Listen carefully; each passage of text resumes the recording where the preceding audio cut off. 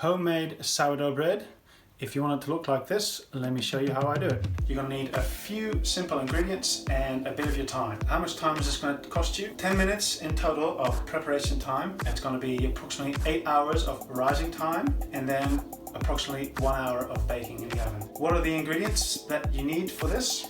You're going to need 2 types of flour, wholemeal flour, white flour, a bit of salt. You're going to need your sourdough starter, more on that in a minute. And then you can also add all kinds of nuts and kinds of funky things to really make your bread nice and luxurious. You can start off with mixing all the dry ingredients in a bowl.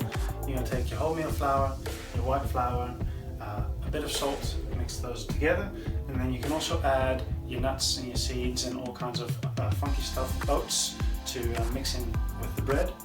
I found that 50-50 wholemeal flour or white flour works the best. You can also stretch it up to 60-30 or maybe 70-30. All of those combinations work except for 100% wholemeal flour. That's when, in my opinion, the bread becomes too dense and not as nice. Right, you got all your dry ingredients in the bowl. Add the starter, mix it up, and then you're going to add water. And this is the moment where you've got to pay a bit of attention because you want a nice consistency of your dough. Not too wet, not too dry, but there is a range. This is a method, not a recipe.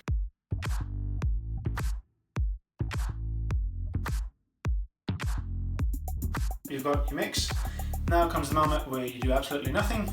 You're going to wait and let the yeasts and bacteria in your sourdough starter do all the work for you.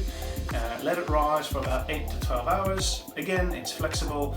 I usually do it overnight, so start it in the evening prior and then bake the bread in the morning, or the other way around, start it in the morning, bake the bread in the evening. When it's done rising, it's going to look like this.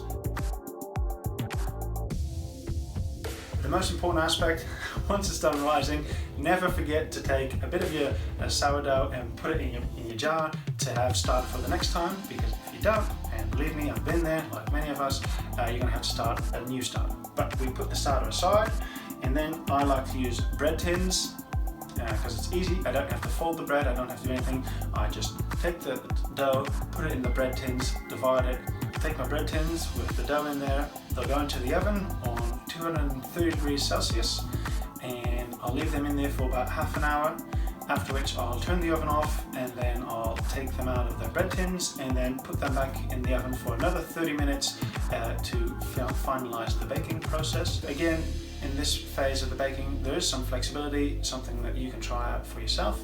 Once they come out of the oven, I'll leave them to cool off a bit, and then from there on, it's enjoying delicious homemade sourdough bread. One important final step is to feed your starter, basically some of the dough that you just took from the bread baking process. You're going to feed it with some wholemeal flour or regular flour and a nice amount of water to make it quite liquid, and then you just keep your sourdough starter in the fridge for up to 7 to 10 days, and then once you need it, you'll just take it straight from the fridge and use it. If you don't have starter, you can ask around, friends, family, people in the neighborhood. Look online, you can either trade one, get one, maybe buy one, or you can make one yourself.